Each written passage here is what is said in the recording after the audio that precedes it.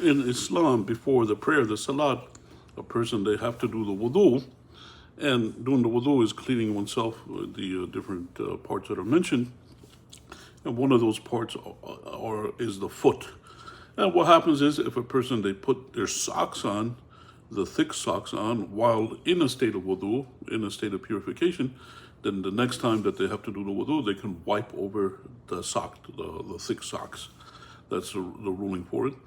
And what happens is the time frame that a person, they can wipe over it, what's mentioned in the majority of the ulama, they say is 1 day and 1 night.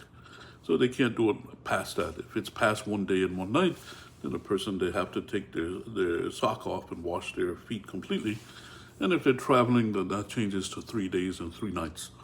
So a person, if he was doing that and he did it after 2 days, then what will happen is if he follows the 3 schools, they'll say that his wudu is not correct and therefore his prayer, the salat, is not correct.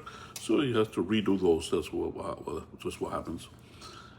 If the person, he follows the Maliki school, which is a lot of people they follow in Morocco and Algeria and that area, then in the Maliki school, the ruling for them is that there's not a time limit on a person to wipe over their sock. So if a person, they know that and they follow that, then the salats were sufficient, they're acceptable, because a person is considered to be in a state of wudu in that circumstance. But if they follow the other schools, a person, they have to go by what they learned, what they're taught, and they have knowledge on it. They got to follow that. They can't follow their own feelings.